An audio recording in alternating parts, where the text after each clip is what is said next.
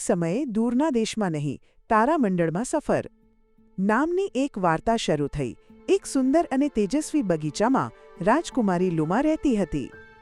લુમાના ગુલાબી વાળ હતા અને તેના હૃદયમાં ઘણું પ્રેમ ભરેલું હતું.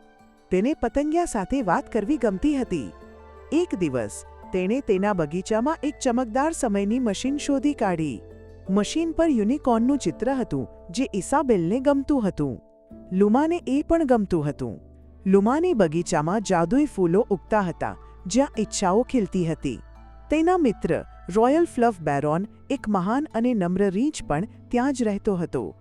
બેરોનના વાદળી ફરથી તે હવામાનની આગાહી કરી શકતો હતો. બેરોનને લાગ્યું કે આજે ચા પાર્ટીનો દિવસ છે અને તેણે લુમાને આમંત્રણ આપ્યું.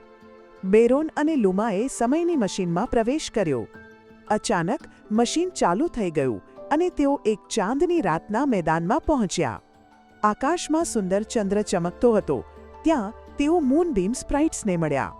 આ નાના જીવો નિશાને ગમતા ખૂબ જ દુઃખી હતા.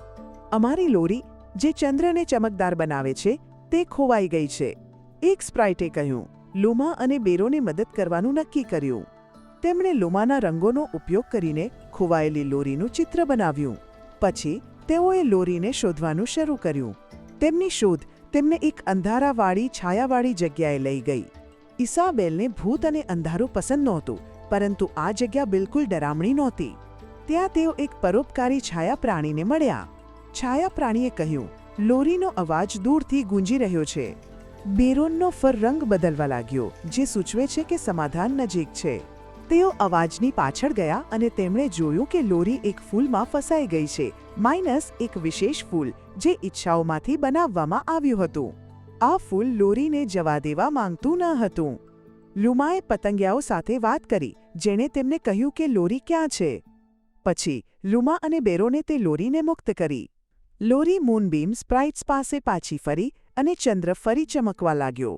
મેદાનમાં હળવો પ્રકાશ ફેલાયો. લુમા અને બેરોન પાછા તેમના સમયમાં અને ચા પાર્ટીમાં ગયા. તેઓએ સમજ્યું કે અન્યને મદદ કરવી અને સાથે મળીને કામ કરવું કેટલું મહત્વપૂર્ણ છે. છેલ્લે લુમાએ સમયની મશીનમાં યુનિકોર્નના ચિત્રની બાજુમાં ચંદ્રનું ચિત્ર ઉમેર્યું. તેમને ખબર હતી કે તેઓ હંમેશા એકબીજાને મદદ કરવા પાછા આવી શકે છે.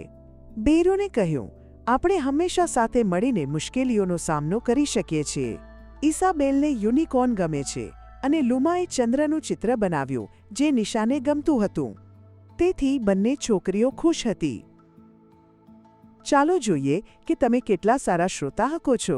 શું તમે નીચે આપેલ પ્રશ્નનો જવાબ આપી શકો? બેરોન, રીંછ, તેના ફરથી શું કરી શકતો હતો?